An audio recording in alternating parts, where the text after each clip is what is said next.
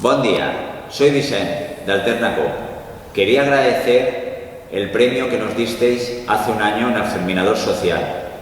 Premio que destinamos en Alternaco a adherirnos a la cooperativa europea de Mobility Factory, que es la que nos facilita el sistema informático mediante el cual hacemos el uso del vehículo eléctrico compartido.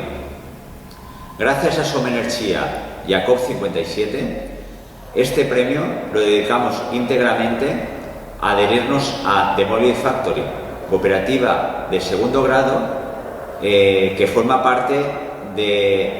la que formamos parte muchas cooperativas a nivel europeo.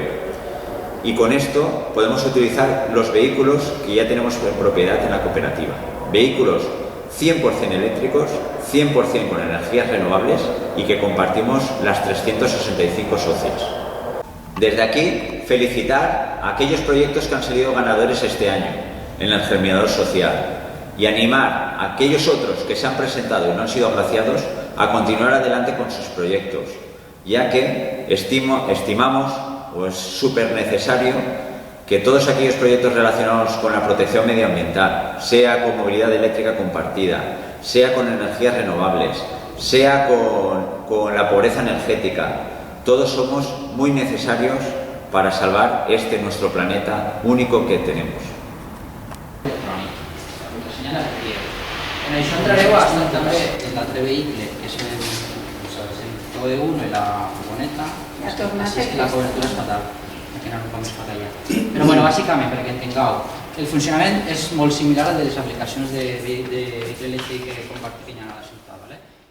Una millora, he de dir que l'aplicació és la mateixa que gastem així a València, la utilitzen també a Bèlgica, a Alemanya, a Holanda, a Barcelona. És una aplicació que estem gastant-la un munt de cooperatives que s'han juntat i compartim els costos que té l'aplicació, però també les millores. És a dir, quan hi ha una necessitat que detecta la cooperativa de Bèlgica, si és interessant per a totes, automàticament ens beneficiem.